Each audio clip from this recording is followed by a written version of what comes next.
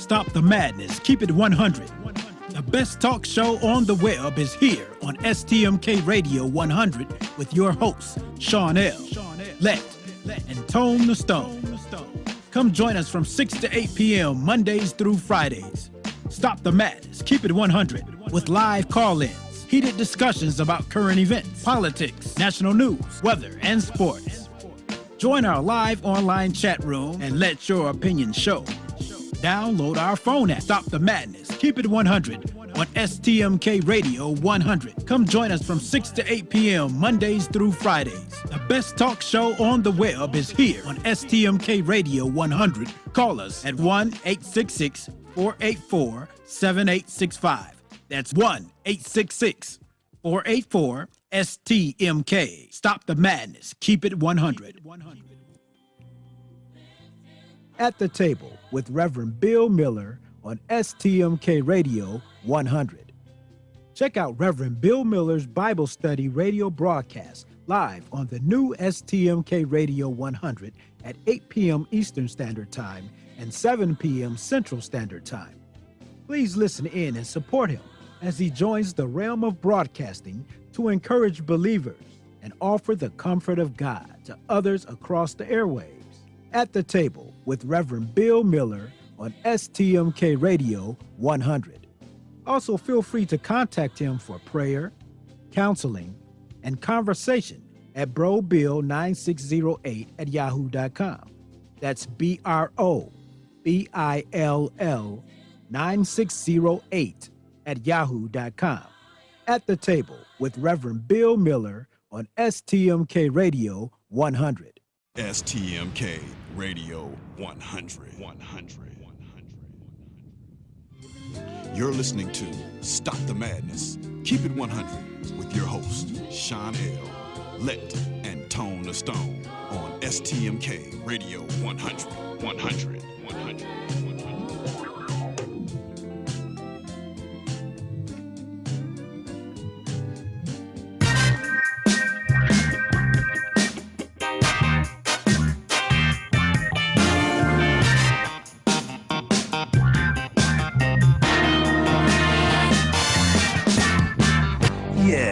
This is a PSA, a public street announcement. You are now listening to a Kickback production. Light up your L's, lean back, and listen.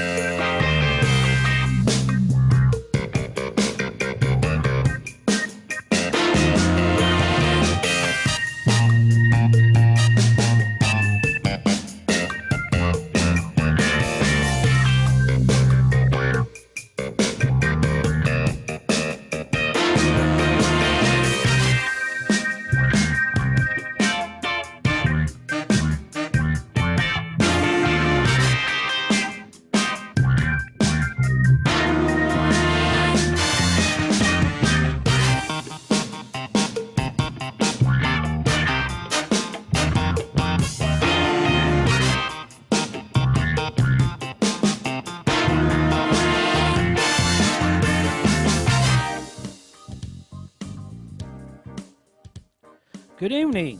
Welcome Facebook Live, YouTube, Snapchat, Instagram, Flipagram, Ustream, SoundCloud, and Mixcloud. Tonight on Stop the Madness, we're going to talk about a city in crisis. We're going to talk about the arrests being made in Charlottesville of the white supremacists who assaulted people as they walked through the city streets. We're going to hear from Al Sharpton in that. In Charlottesville, multi-arrests are being made, and the FBI and U.S. Marshals is fanning out across the country. We're going to talk about Black Lives Matter and Antifa with an all-star panel. So stick with us and watch. But before then, we like to take a moment of silence and send our prayers out to the people of Texas.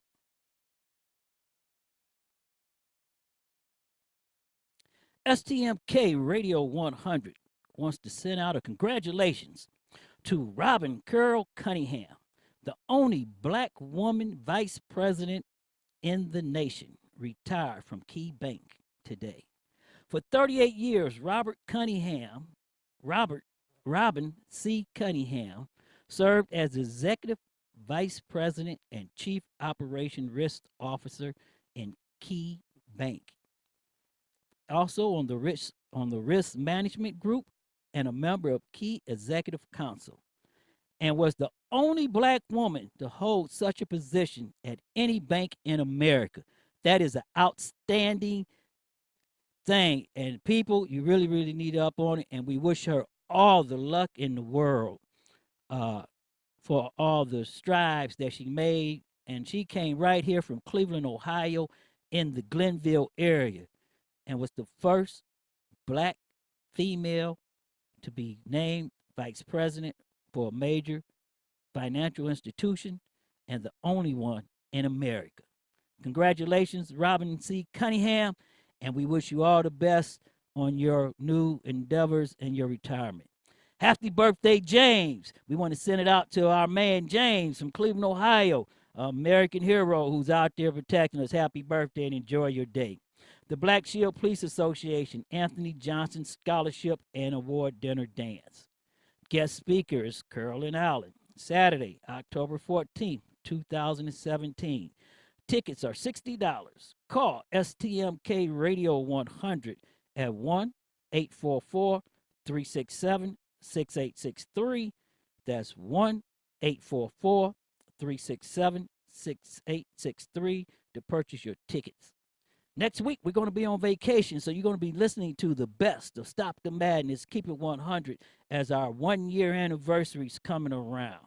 We'll be back September 14th, just after the 57th mayoral election, and we'll be bringing you the updates of who will be your next mayor.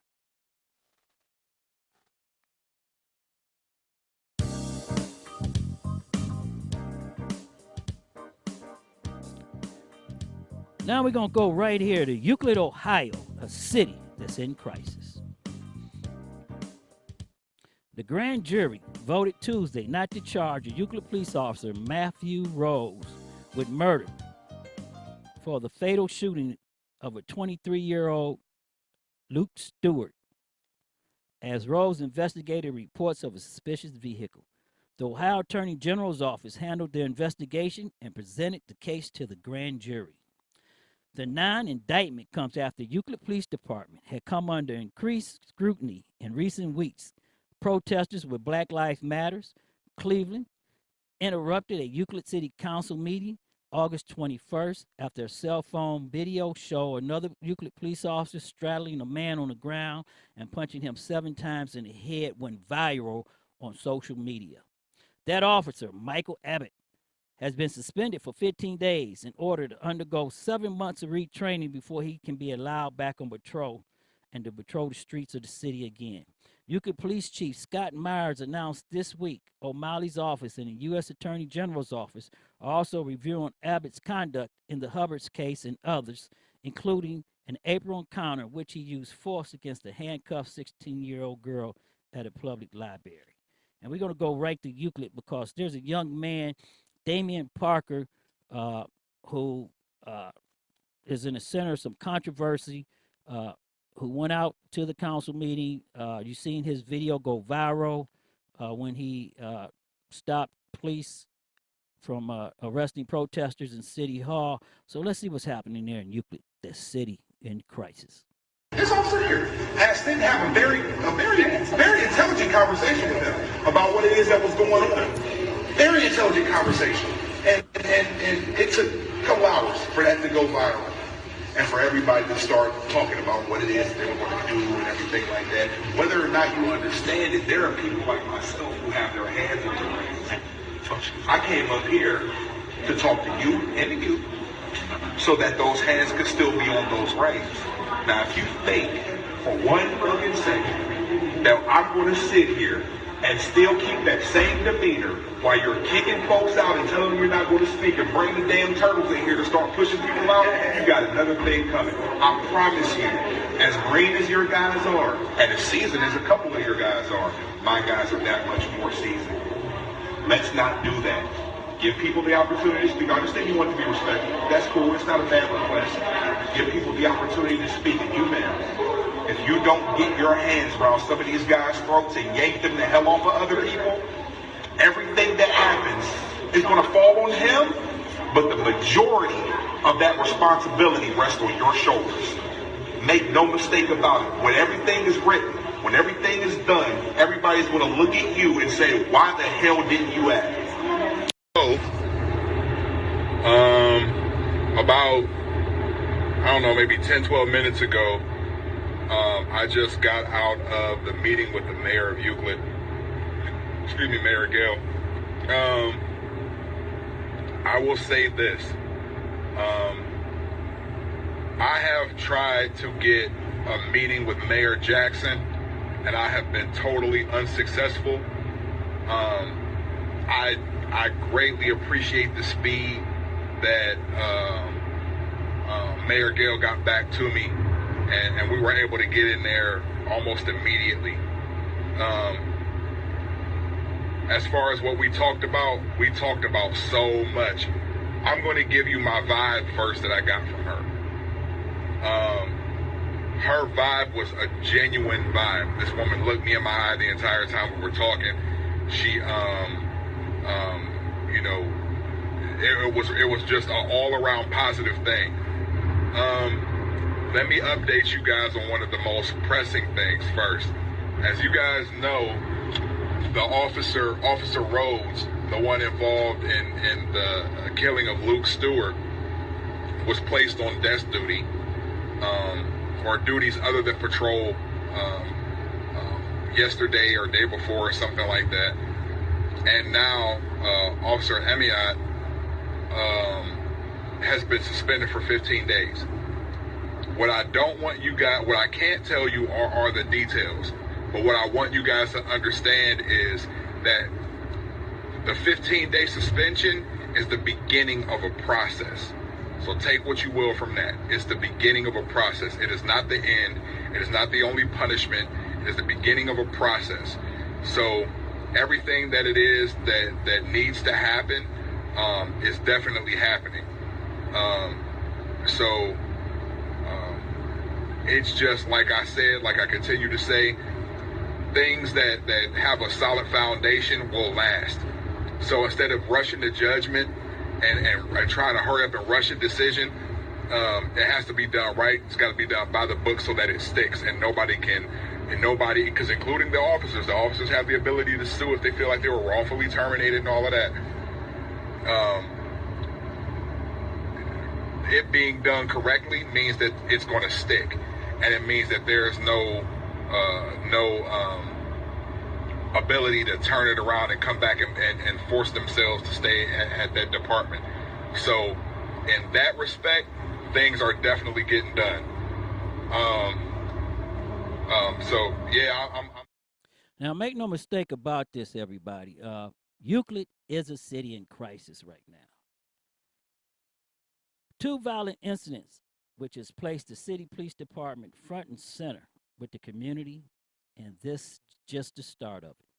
Cities all along Cleveland, and we talked about this a couple of shows ago, so we're going to go back into this, has taken a hit with the regentrification of our inner city residents, okay?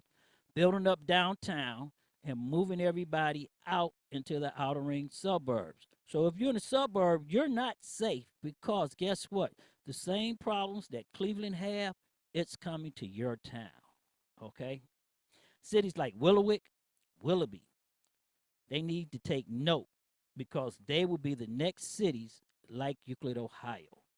And I want to make it clear, these cities were used to doing the broken bottle effect, okay? Keeping people they didn't want in their city out, and keeping people from coming into their cities or going around their cities. Now, the same people that they was trying to keep out is there. And something has to change in government because their institutions cannot handle the flex. They're used to riding one-man cars doing accident reports. They're not used to responding to multiple felonies at one time. They're not used to handling combative people. Now, I'm going to say this. This goes on two sides, and it goes on the side for the community and law enforcement. During that encounter in City Hall, Damon Parker made a suggestion or made a statement to an old law that's been on the book since the 1800s. And that's the right for someone to resist an unlawful arrest. Now, militias throughout Ohio has been going by this law and killing law enforcement officers for years. So it's nothing new, but it's new for a black person to say it at a confrontation with authorities.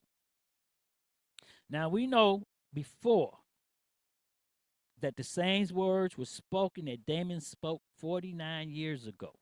And I want everybody to understand this. The situation that we are in right now, the situation that Euclid is facing, this is all of our problem. It's the whole community's problem. Remember, 49 years ago, a male named Alvin Evans came out and spoke the same way Damon spoke to the chief. Did you hear what he told the chief? That he was willing to get into a confrontation with law enforcement. Now, we all know how that's going to turn out. He has no win, okay? And he has no backing because the Euclid chapter of Black Lives Matters came out against him, and the NAACP came out against him, and half of the community has come out against him. Okay, so he has to understand one thing, too. He has opened up doors that wasn't open before. So what if he's listening to me on Facebook Live or if he's listening to this broadcast, I like to tell Damon, take a step back. Don't make it personal. You open up doors that was not there before. Walk through those doors and make this change and do it the right way while you got there. Do not turn everybody against you. Now, in City Hall last week, our reporter was there. The police came in after council threw rowdy people out for disrupting a lawful meeting. Okay, so we knew that. Now, I want to say this right here, and I don't want nobody to make no mistake about it.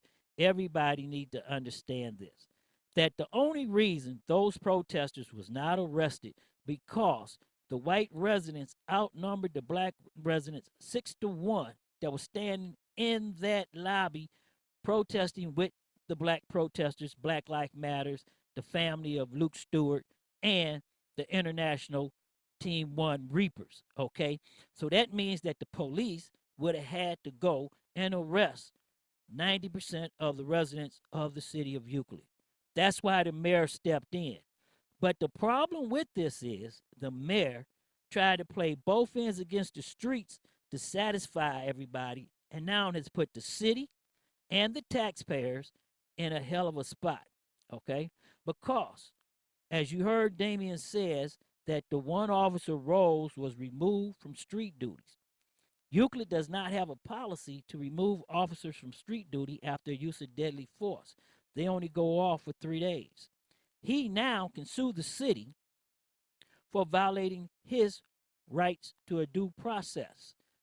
He's also able to sue Black Lives Matters, Euclid chapter, Damien, and anybody else who forced the city to violate his rights. So this hasn't even been spoken yet. We talked to members of the police union who did not want to go on records, but this is being explored.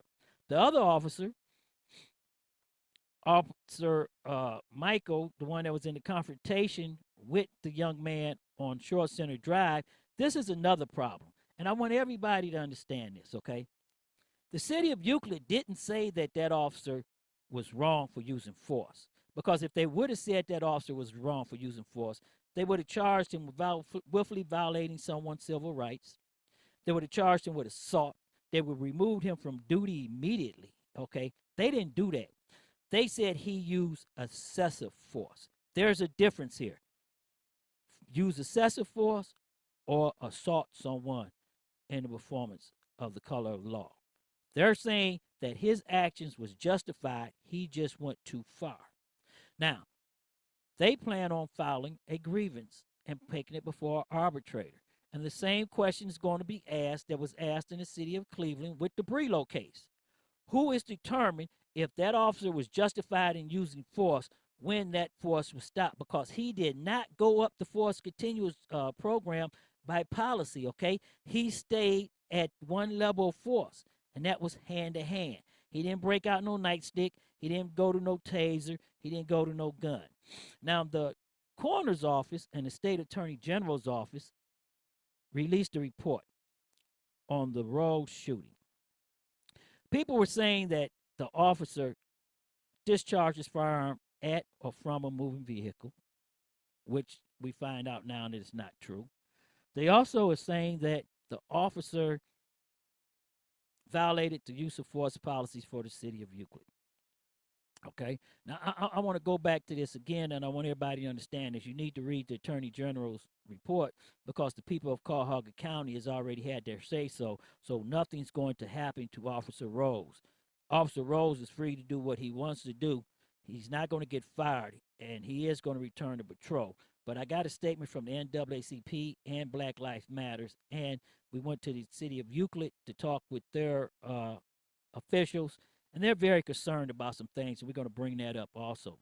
But Officer Rose followed his training per the coroner's office and the state attorney general's office.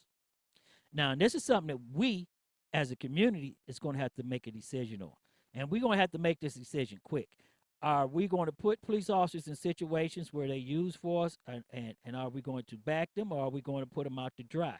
I don't have the answer to that, okay? Because it's clearly that this officer got into the car with this male. This officer tased him 6 times. The taser didn't phase him, okay? This officer fought with him because he had bruises from being struck with the taser, and his DNA was on the taser. Then the officer followed protocol, because protocol is if you use a taser and that taser is not effective, there's only one other place to go because they took all your other weapons from you, and that is to go to deadly force. And that's been a problem since the shooting in South Carolina. That's been a problem going down the line with deadly force incidents, that officers are going to deadly force after they go to other uses. There's no de-escalation, and there's no coming back, okay? Cuyahoga County grand jury ruled that shooting justifiable. People, there's nothing else that can be done. The Department of Justice is not coming in under Jeff Sessions to investigate this. The city of Euclid is not going to lay over like the city of Cleveland does. They're going to fight the lawsuit, okay? We have doors open. We need to press ahead. Now, Damien's statement, I do not believe that he was advocating for violence against law enforcement officers. And I know what happened yesterday. I know what happened after the grand jury decision came down. And I understand people are saying that he's making it personal and that he's trying to get into a confrontation. The police departments and the Cuyahoga County Sheriff's Office and law enforcement in the area is very, very concerned because they have been told a Facebook post, and this is what I'm keep telling everybody right now. Social media can be your best enemy. Your best friend or your worst enemy. Putting stuff on social media and posting pictures of guns and talking about where officers lives at, that can lead to a misunderstanding and a unfortunate confrontation. Now, we reached out to city officials in the area. City officials are concerned about the incident that has transpired the last 72 hours between Damien Parker and the city of Euclid. The city of Euclid police chief has refused to talk with Damien Parker. The city of Euclid has went into a security protocol, okay? They have blocked off driveways around their jail and around their police department as to stop vehicles from coming in there as they do for Homeland Security. And I haven't confirmed this, but it is alleged that snipers have been placed on the buildings public buildings in the city of Euclid. This is very serious, folks. It's time to pull up, turn around, and it's time to understand where we're going to go with this, where you're going with this, how you want to go with this. Black Lives Matters came out against Damian Parker and said that they do not condone violence, nor do they condone putting police officers home address and advocating for people to go to their house. The NAACP came out against Damian Parker on that issue. I don't think that's what he meant at the time. I think he was in the heat of the moment. But in the last 72 hours, nobody knows where that's going. Now, Cuyahoga County, as I said, has already had its say. When Euclid played both sides of the street, Euclid should have also realized that the grand jury decision was coming down and the mayor did not have control of what was going to happen. That's what she should have told everybody, that she doesn't have control. The mayor knows that now it's going to be hard to remove that officer from his job unless they pay him to leave or unless he leaves on his own. No charges has been filed against any Euclid police officer. So we're going to go and talk about this law that you have a right to resist an unlawful arrest. We talked to appellate court judges, we talked to the county prosecutor's office, and we talked to the state attorney general's office on this issue. Under Ohio Constitution, an unlawful arrest, you can resist up to the point of taking an officer's life. That is a fact. But also, there's a problem here, okay? That is a more defermative offense for someone if they do something that the arrest was unlawful, because we don't hold court in the streets. So only a judge or a court can tell you if the arrest is unlawful. But you have to understand this also.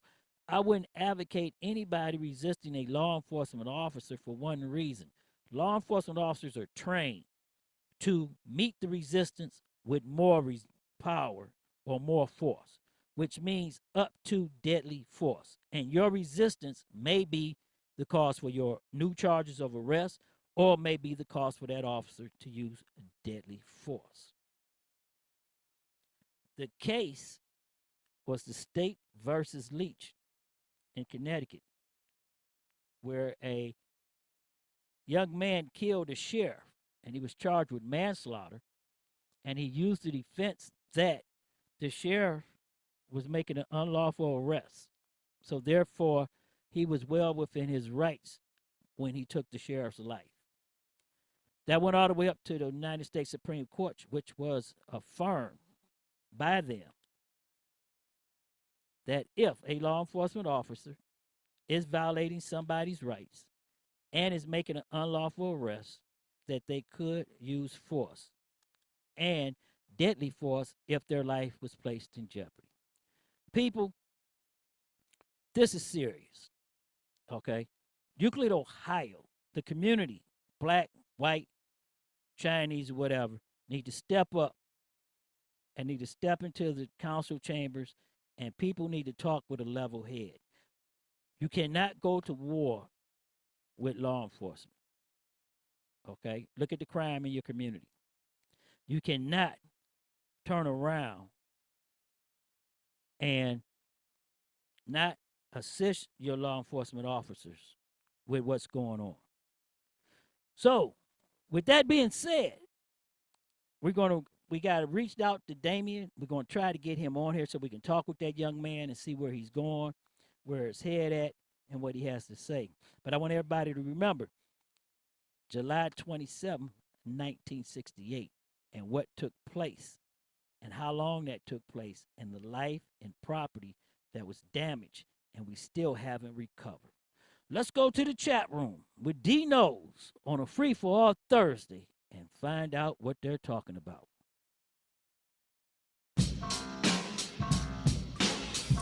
Well, Chanel and Doug Million have started a forest fire and the gloves are off. The chat room is in flames and on fire. we have police officers from Cleveland, Washington, D.C., the ATL, Chicago, and East St. Louis. Facebook Live, YouTube, The Sea of Blue, Black Lives Matters, NEO 134, and Bernie or Bust. And they're letting their opinions show. And here are some of their opinions from the chat room. B. Wiley, Mott Community College. Stand for truth. I agree. Ellen Mitchell, the South Carolina Forestry Commission. Actually, the badge does not come off ever. These are sworn officers of the rule of law. Until he dies, unless he renounces that oath, he is bound to uphold the law. Othel Watkins, Lynchburg, Virginia. The police officer that told on the other one in Cleveland, sadly, I don't see this working out in his favor, but I commend him for doing what's right. People must understand at the end of the day, when that badge comes off, you're one of us again, and the same thing could happen to you or your family. This is what creates the divide between civilian and officers. You treat us like the enemy. When you do that, we respond, and there's nothing good coming from that. Kudos to this officer, and I wish him the best, especially considering no other precinct will probably hire him. Black Lives Matters 303.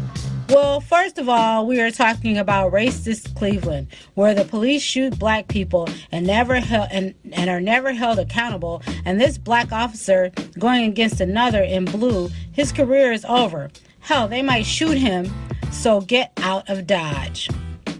Okay. Vet Den Tam. Say that while implicit bias does not act on individuals, the strongest effect may be on the level of the whole community.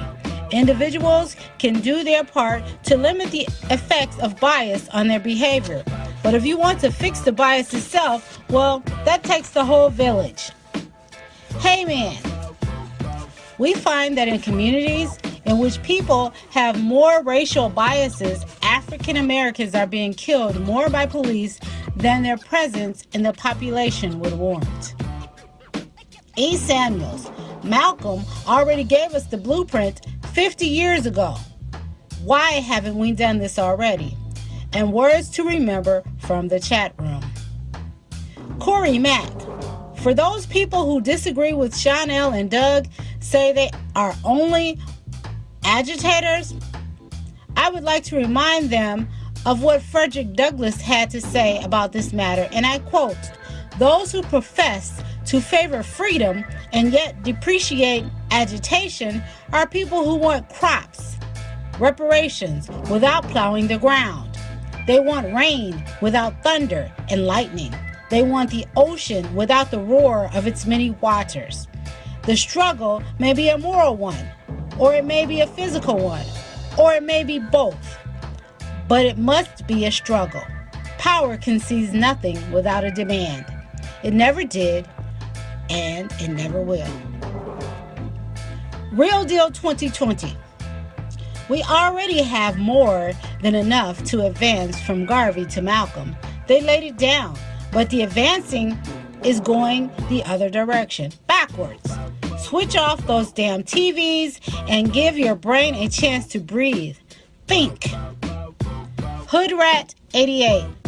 Police officers in the U.S. may shoot and kill black people, including black children, with impunity. This is simply a fact of life in an already racist U.S. that is becoming steadily more racist under the regime of the utterly disgusting orange-headed monster and his racist chief law enforcement officer. Now, on the lighter side, Doug Million. Funny Side 909 said, an old man was a witness in a burglary case. The defense lawyer asked Sam, "Did you see my client commit this burglary?" "Yes," said Sam. "I saw him plainly take the goods." The lawyer asked Sam again, "Sam, this happened at night. Are you sure you saw my client commit this crime?" "Yes," says Sam. "I saw him do it." Then the lawyer asked Sam, "Sam, listen, you are 80 years old. and your eyesight is probably bad.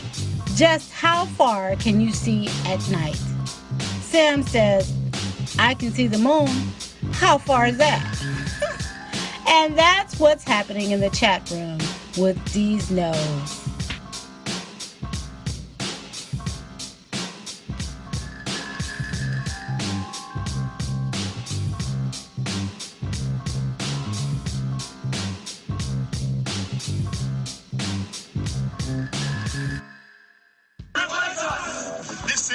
Run by Jewish communists and criminal niggers. That's exactly what it is. We're not non-violent. We'll fucking kill these people if we have to. And we're showing to this parasitic class of anti-white vermin that this is our country. This country was built by our forefathers. It's sustained by us. It's going to remain our country. That the radical left and corporations and the state are all on the same Jewish side. At some point, we will have enough power that we will clear them from the streets forever. That which is degenerate in white countries will be removed. The Trayvon Martin case happened, Michael Brown and Tamir Rice and all these different things happen. Every single case, it's some little black asshole behaving like a savage, and he gets himself in trouble, shockingly enough. Of course we're capable. I'm carrying a pistol. I go to the gym all the time. I'm trying to make myself more capable of violence. I'm here to spread ideas, talk, in the hopes that somebody more capable will come along and do that. Somebody like Donald Trump, who does not give his daughter to a Jew. A lot more people are going to die before we're done here, frankly. You will not replace us! You will not replace us! Not replace us! Oil, blood, and soil! Not replace us! Oil, blood, and soil! Will not replace us! First of all, I think that it is, insulting to people to pretend that it took 48 hours for this president to address a domestic terrorist attack that killed a young lady and injured others, and the events caused 2 law enforcement people to die. 48 hours when it took him less than an hour and a half to condemn a CEO of Merck for resigning from his economic council because he had not made a response.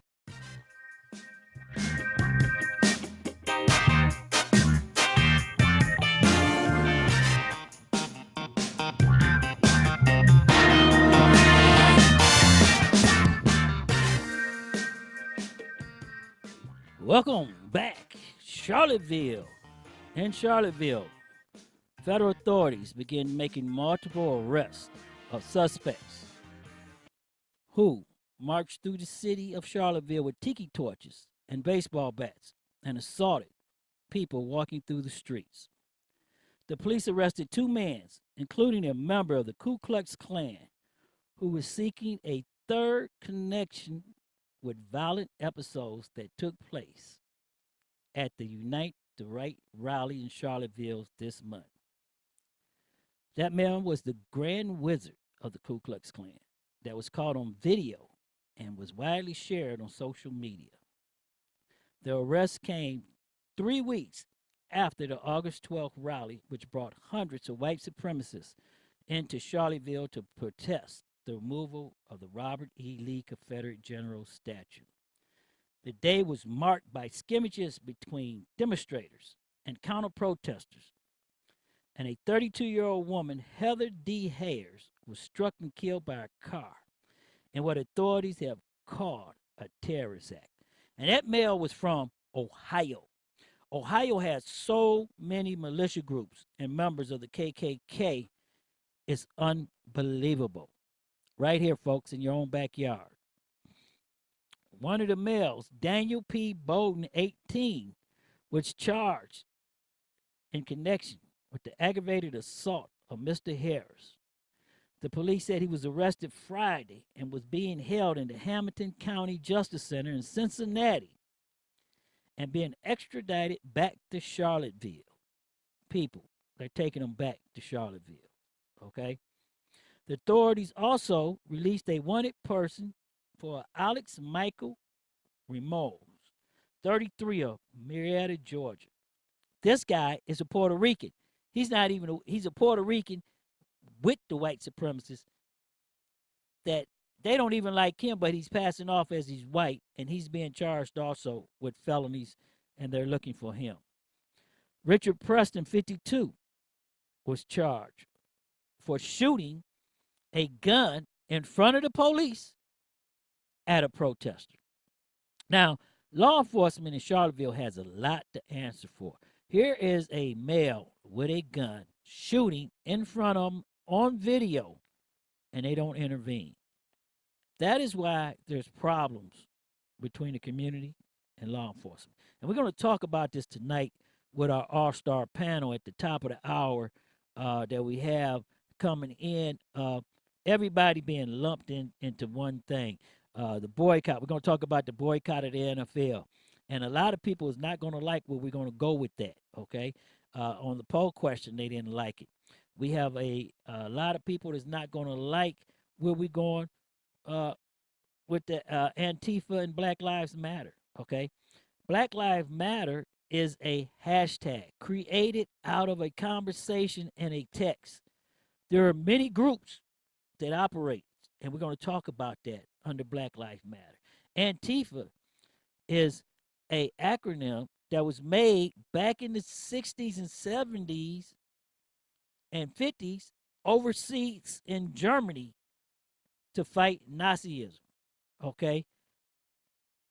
That word was made up to put everybody overseas into one group that was fighting Nazism, okay? It didn't come here to the United States until the 1980s. So I want everybody to understand that. Why is it every time that Barack Obama, somebody say Barack Obama or Donald Trump does something and they say, oh, Barack Obama, it makes something that Donald Trump done okay? Now, the problem with Charlottesville, with the Russia investigation and Trump and everybody else, people have to own up for their own mistakes and their hatreds. And you got to call it like it is. You cannot put protesters or people who comes out to fight the KKK, neo-Nazis, the NEO 134 who's in the chat room with us right now, okay? You can't even compare them, okay? So anybody who's trying to compare them really need to go sit down, okay?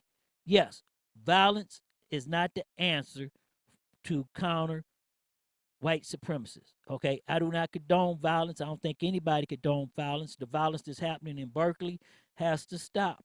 The violence that happened in Charlotte has to stop. You can come out and counter protest, but you don't need the violence. And the KKK, white neo-Nazis, have committed tremendous and such tragedy upon society. Nobody should ever think about that when it was robbing, raping, and killing people of color, when it was burning down churches in the name of God, when they was whipping people and hanging them. Look what they did to Emmett Till. I shouldn't even have to go on about that. That's why people are looking at right now that young man Damian Parker in Euclid and looking at him as a threat, okay? And they getting ready to deal with him as a threat. This is a mad dog. We got to put him down. Instead of sitting down talking with him and understanding what's going on, they're under the impression we got to put him down. He's a mad dog. He shouldn't be asking us this. He shouldn't be challenging our authority. Sometimes people, you have to challenge authority. The only thing that I'm saying is, as Martin Luther King has said and everybody else has said, is that violence brings violence. Malcolm X said, if you're not ready to die for something you believe in, then don't try to do violence or talk violence. Now, if you're ready to do that ultimate and get your life taken or give up everything you got for your fellow man, then by all means do what you got to do. But I'm telling you, violence do not need to be in this equation.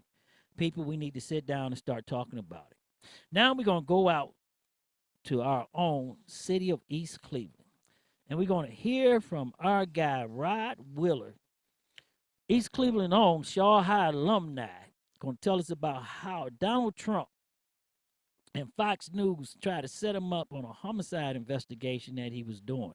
Rod Willer is a private investigator now who's a retired D.C. homicide detective who was hired by a family to investigate the death of their son in a D.C. park.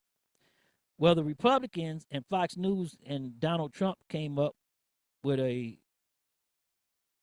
program. I'm going to call it a program because, everything they do is alternative news, to say that this D.C. staffer who worked for the DNC was killed because he was passing secrets in Hillary Clinton's emails to the Russians. Now, I know Rod personally, and he used to be an East Cleveland police officer. Rod's going to go where the facts lead him. Okay, there's no doubt about that. Now, when they came up with this story and they met in the White House with ex-press secretary Sean Spicer, when they met up with him and they made up this story and came out, Rod approached him and said, hey, this isn't correct, and you can't use this. They put it out there anyway until he made them bring it back, and then he filed a lawsuit. So we're going to hear from Rod Wheeler in his own words on the Debunk Russia investigation. This story is just unbelievable.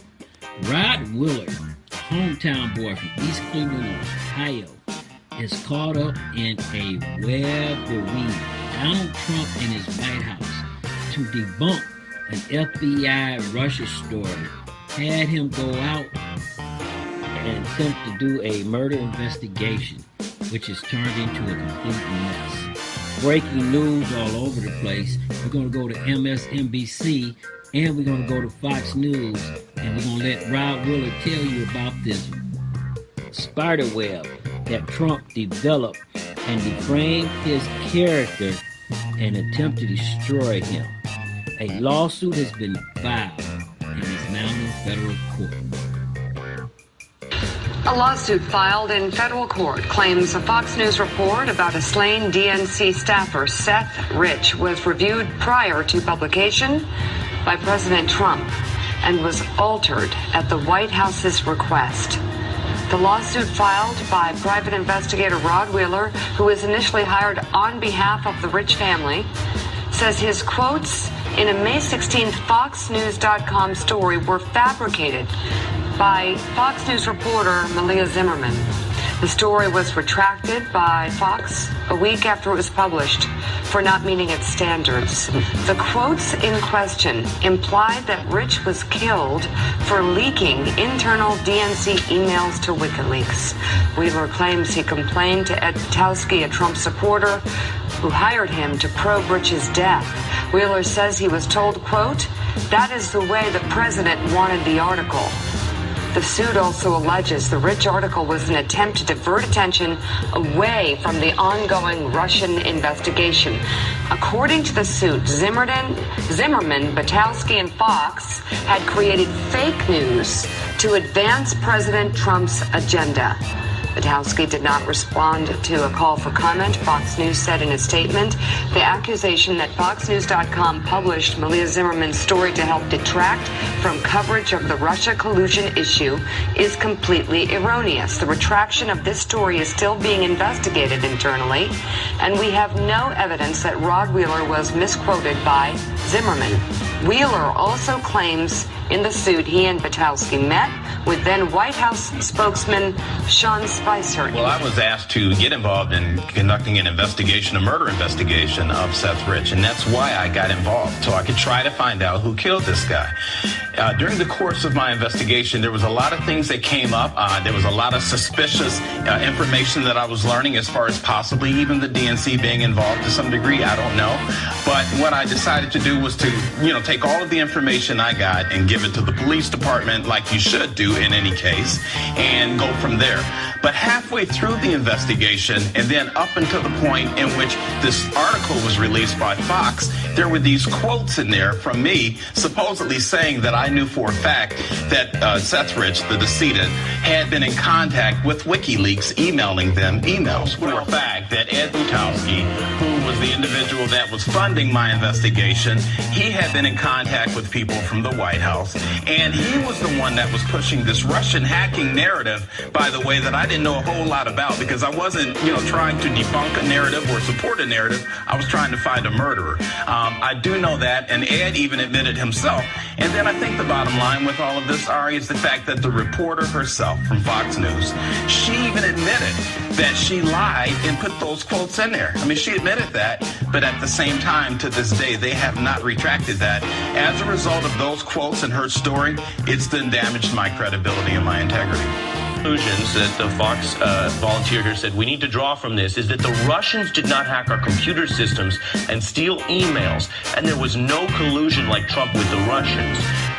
Why is that important, and what did you think then if you learned that that was part of the goal, not solving the murder, quote unquote? Right. Why would they have me then be investigating this thing as a murder when in fact their alternative motive was to debunk a Russian hacking narrative, which was unfair to me, because as a result of that story, like I said, it killed my credibility. It made it seem like I was backtracking on something, but if you think about it, I never backtracked because I never said those quotes. And Douglas, that was false. Right. The reporter from Fox News, Malia Zimmerman, she wrote that story. I immediately challenged her and I said, Malia, that's just simply not true. You and I both know this isn't true. And she said, well, her bosses told her to leave those quotes in there. And I said, why would you leave something in an article that you know is not true? And that's why we're here. Ed Butowski, he's the one that sent me an email, which I've, shown. I mean, I'll show the emails, and I have shown them, and voicemails, where he said the president has reviewed the story. This is the story that the reporter was going to release. This is before the story was released. This is what he sent to me. The president has reviewed this story and wants it out there. Wow. So, hold on. Now, this comes from Ed Butowski. Right. What did you think when you got that text? Well, first of all, I'm thinking, why would the president have to review a story pertaining to the murder of a guy in D.C.? Why would the president even be involved in this? But at that point, Ari, it was rather obvious to me that they actually lured me into this investigation, they meaning this Fox News reporter and Ed Butowski, to substantiate this Russian narrative thing or to debunk that, when in fact they told me that I was really getting involved just to solve a murder. Another Fox News alert, a huge bombshell in the murder of this DNC staffer. An investigator now says Seth Rich was in contact with WikiLeaks before he was murdered. So if that is true, and we don't know yet, looks like Russia didn't give it to WikiLeaks. Right. It was Seth Rich, perhaps. There was a federal investigator that was involved on the inside of the case, a person that's very credible. He said he laid eyes on the computer and he laid eyes on the case file. When you look at that with the totality of everything else that I found in this case, it's very consistent for a person with my experience to begin to think, well, perhaps there were some email communications between Seth and WikiLeaks. True, think about it. If this investigator, this FBI investigator that was developed by the Fox News person, if that person, what they're saying is true, coupled with everything else that I had been finding in my investigation, then any investigator would say to themselves, well, maybe his death was a result of something related to his job. So you're saying, I just want to be clear, you're saying at that moment you were telling the truth because you were relying on misinformation? So in your mind, you exactly. Did the president know about the story pre-publication? And did he have an influence on the way the story was made? The president had no knowledge of the story, and it's completely untrue that he or the White House involvement in the story. Confirmed to NBC News that the meeting did take place. What? He said he never did. Let's play this, please. I'm not aware of, I generally, I don't get updates on former DNC staffers. I'm not aware of that. Correct the record. Right. Your theory, this is why this is a weird one, but you have some texts here that make it more than a theory. Your argument is that they pulled you in to use you in part of this investigation, and that Fox News and the White House were advanced planning it. And I want to read from one of the emails that you have in your complaint. Basically showing the plan in advance. Quote, one of the big conclusions that the Fox volunteer here said we need to draw from this is that the Russians did not hack our computer systems and steal emails, and there was no collusion like Trump with the Russians.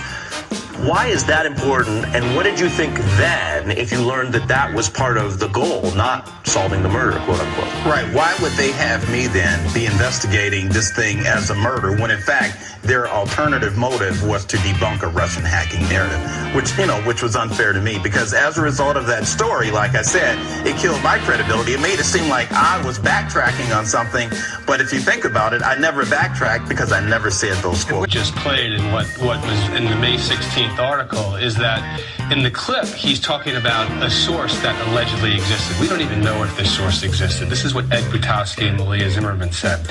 When they did the May 16th article, they attributed everything to Rod having seen these emails, and he never saw the emails. And as he said, both Malia Zimmerman and Ed Butowski both admitted that these quotes weren't right. In fact, Ed Butowski said, you know what? These are words that you never said, but you're going to win an award for having said them. But it's the backdrop for why they defamed Rod. And, it's really interesting because you read the statement by Fox. They say that our claims are erroneous, but then they go on to say that they're still investigating it. So how could they already conclude that they're erroneous if they're still going through an investigation? Anything you want to say to Mr. Rich's family?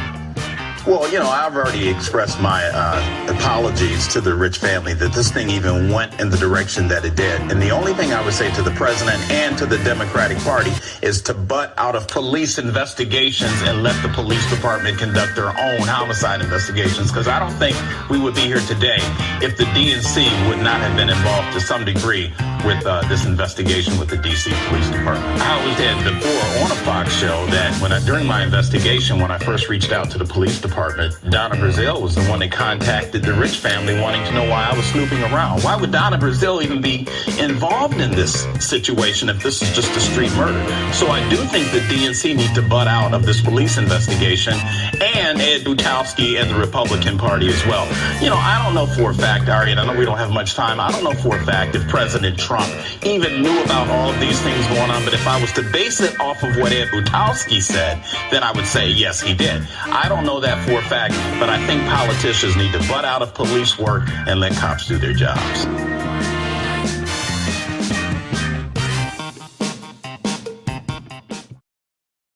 Ace is the place with the helpful hardware, folks. Ace is the best place to get all you need for a great-looking yard this Labor Day weekend. Come in now and get top Scott's products for only $10 each after instant savings. Choose from Scott's Lawn Food, Easy Seed, Ortho Home Defense, Roundup Pump and Go, and more. All just $10 each. Hurry into your local Ace, where top Scott's products are $10 each after instant savings. Through Monday only. Valid on select items and sizes for Ace Rewards members. Limit 2. See participating store for details. Harvey damage. I'm Ed Donahue with an AP News Minute. Vice President Mike Pence put on blue gloves and got to work in Rockport, Texas, clearing away damage from Harvey. We're not done yet, are we? We're done whenever you say we're done, Mr. Vice President. The Vice President says Texas faces a long, tough rebuilding effort. Not months, but it's years. The challenges will be great, but we know that the generosity and the prayers and the faith of the people of Texas and the American people will be greater still. Part of the effect of Harvey will be higher gas prices. Patrick DeHaan is with GasBuddy.com. By the weekend, it could flirt with $2.55 or $2.60 a gallon. So we are, for the next 48 hours, going to be seeing big increases across wide portions of the country. Starting in the southeast and mid-Atlantic, we could start to see some supply issues. Texas Governor Greg Abbott has declared Sunday a day of prayer for his waterlogged state. I'm Ed Donahue.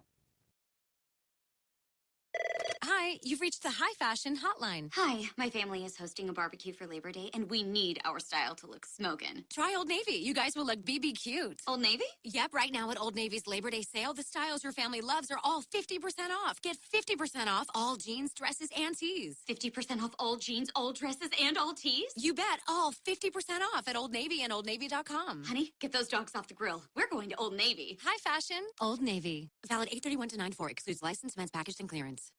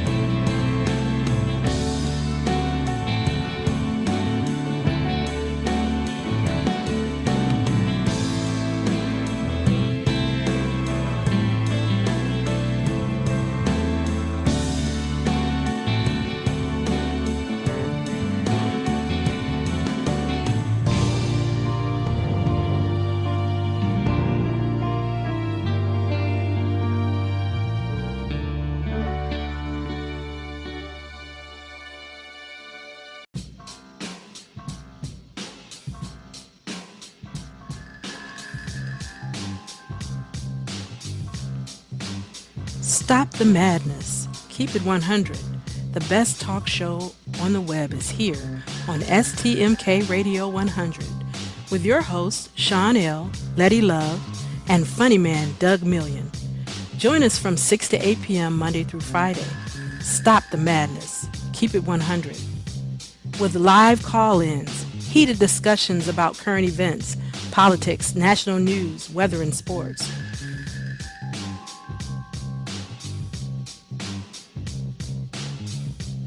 Join our live online chat room and let your opinion show. Download our phone app.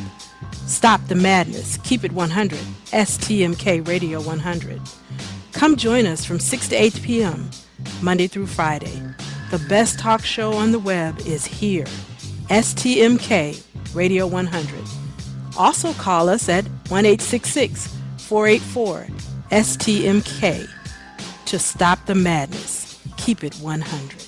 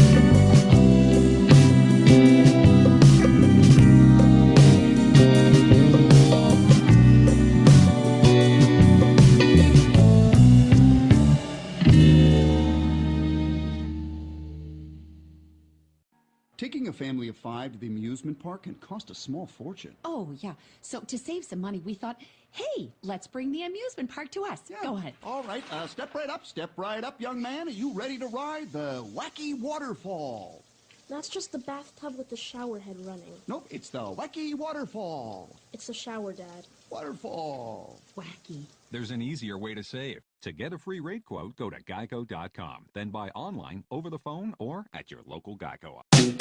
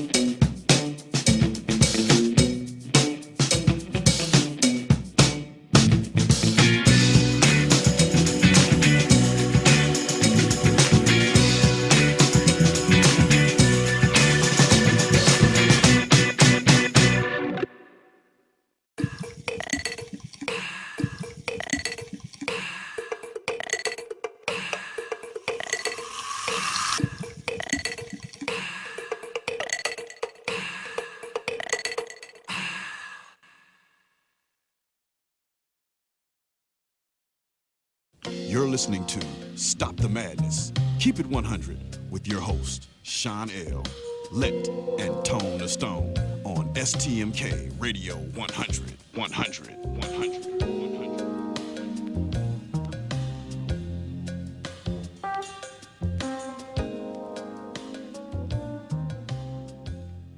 Hey, welcome back from our national break. In the house, we have Tone the Stone. And Tone the Stone, go ahead and what's happening with you today? What up, Sean L? What's going on? What up, Stop the Madness? Keep it 100. What up, everybody out there listening? Tone the Stone once again. We back in Studio 51, about to give you another good session of some good conversation, some good talking about the fundamentals. We got a couple of guests in the building with us today. We're going to talk about the heavy stuff that's going on in and around our communities, in and around the nation, possibly around the world. So, once again, it's Tone the Stone, yours truly, back in Studio 51 with Sean L. Like I said, I got a couple of my guys with me. Before we get into the discussion, I do want to say, I want to take the time to say what's up to my auntie, a very beloved woman, very near and dear in my heart, and congratulate her. She retired. I don't know if today is the official day of her retirement, but long story short, she just retired as the only black woman vice president in the nation. She retired from Key Bank. She was the vice president and chief operational risk officer in Key's risk management group. So I want to salute her and say congratulations. May she enjoy the rest of her life. Peace, comfort, bliss. Congratulations. Congratulations. And I also want to acknowledge the inspiration that she has served. She has been to me throughout my life. So shout out to my auntie. I love you to death. So, ladies and gentlemen, in the studio, we got my man. I don't know how you want to introduce yourself. I'm just going to call you Kurt. Kurt, what up? Welcome to Stop the Madness, Keep It 100. Hey, how's everybody doing? My name's Kurt. Yeah, I appreciate the opportunity, Sean, coming on the show today. We're going to talk about some stuff, I guess, and see if we can come to some sensible conclusions, hopefully. And we also have our main man back with us. Rich Money. Rich Money in the house. You know, we want to go because the AP News or somebody just reporting that Colin Kaepernick was signed, and we want to go back and talk about that right now because I want to go into the thing of where we was going to go earlier. I told you we was going to have an all-star panel. We got Kirk here, who's really going to go in deep. And Kirk, I'm going to ask you this question right here about the NFL boycott. Now you got Yes, sir. Black Lives Matters and the NAACP boycotting the NFL for the way they treated Colin Kaepernick. And then you have the white patriots and the other people boycotting the NFL because they're not standing for the national anthem. And this is my question is, since we grouping everybody together and they all boycotting the NFL regardless of their cause, are we all one now? Well, in my opinion, I think that the most important thing we need to do is find a common objective. I think that people have become very confused due to the media giving out false information or biased information, and I think we should stand strong on the Constitution of our country. I think under the First Amendment, every single citizen has the freedom of speech to say whatever they want and to protest whatever they want. Now, do I personally agree with Colin Kaepernick kneeling? No, I do not. Do I respect the man for doing it because to basically have the balls to do it? Yeah, especially on a venue like that where you're seen by the world. You know, I don't think a lot of people realize how much bravery that takes. Now, I don't know the man personally. I haven't had a chance to talk to him and know his exact his views on what he's protesting. Now, I know it is on police brutality, and there is a problem with that in this country. I was just reading yesterday on the Free Thought Project that there's 96% of civil rights violations by police officers between 1995 and 2015. This is on, I believe, 5 million cases. Right, that is tripled, and we did a show about that last time. Matter of fact, me and Doug Million had a heated conversation when we had said that it has tripled. The cases has tripled police officer shootings, inline deaths of civilians in police officers' custody. But I want to say this too. Is it because we are a violent society? Because remember last week we talked about guns being left on railroad tracks in the city of Chicago and in our inner cities, so the gang members can go break into the tracks and take the guns, break into the boxcar and take the guns. And one of the thefts had rounds that they said you can shoot every day and every minute of the day for almost 2 years before you run out of ammo. So your question is, are we a violent society? The answer is yes. But the police, the purpose they're supposed to serve is to kind of get that in check. So if they're contributing to the violence in our society, then what's going on? What are we doing? But you have to look at this also, and I want the panel to think about this. Remember why the police is put there in the beginning. To serve and protect. Well, I don't want to say serve and protect, because if you go back. You mean in the beginning. Right. If you go back to the Wild Wild West. They were a gang for the rich people in the beginning. Well, not even the rich people. It was, they're still a gang for the rich bad people. Guys, pretty much the today. bad guys came in and did whatever they wanted to do. Okay. And then they hired the police or the sheriff to not ask no questions, to be a killer. Okay. And that's the way we've been training our officers ever since. Okay, that's why we give them guns. They weren't there to protect innocent people though. They were there to protect rich people, those railroad tycoons, all those people. Right. They were there to protect their investments. Right. That's what they were. And they was there to be, and they was there to kill the bad guys. Whatever got the job done. When they were a gang for the rich people. The Earps were killers. Yeah, okay, do you understand that? They was killers. Doc Holliday, they wasn't nice guys. Oh no, I didn't. These was gunslingers. Do you understand what gunslingers do? Well, but the point I'm trying to make is that they were hired killers. They were hired guns, so they were a gang. So what you think the police were a gang? They're hired killers for rich elites. That's who they serve. That's who they serve and protect. First, we need to figure out who are the bad people. Who are the bad guys? There's bad guys in every group. This is what I want to go back into the thing. What I want to say this is society, the village. Okay, right. The man in the village. I seen a video that was sent to me yesterday from Houston, where the looters was out there looting the stores and robbing people and acting really as barbarians. One guy, a U.S. veteran, black, came out with a shotgun and protect the mall so people was able to come in, get food, didn't have to worry about being robbed, and he was chasing the looters away. Okay, this is what I'm talking about the mans in the village, okay? The mans in the village have to step up and break this cycle that we're in, okay? Your babies, your kids, the ones that you told us about that was raised under the crackheads and everything. Well, I don't have any children. Well, Let's be clear on the record. You know what I'm saying. No, don't. Personally. Hey, come on, Tony. Hey, Sax, man, you see Tony Stone trying to run right now. No. For the people who don't know me, I just want to let them know that they you're not talking about me personally. Tony Stone, wait a minute. Yes, I am. Hey, you paying child support, right? Long you paying child support. I ain't paying no child Rich, support. you hear your boy trying to back out now. I ain't paying no child support. I don't have a child. And you heard him last week. I've helped raise some stepchildren, but I don't have. Okay, yeah, we heard you last week. I ain't had to pay no child support. Hey, we heard him last week talking about his babies and young people. Now he want to back out. But I ain't gonna take you there anyway. But we have a young man on the panel right now, Kirk. Yes, sir. And Kirk, I want you to go in deep for me right here, because I hear that you really know about Antifa and neo-Nazis, Black Lives Matters, and it goes back into the thing that everybody doesn't understand, that the word Antifa was developed back in the 50s and 60s from over in Europe when the anti-fascists was fighting Germany after the extermination of 3 million Jews. So since I got you here, I want you to break it down deep for our audience so we can understand and learn where it's coming from.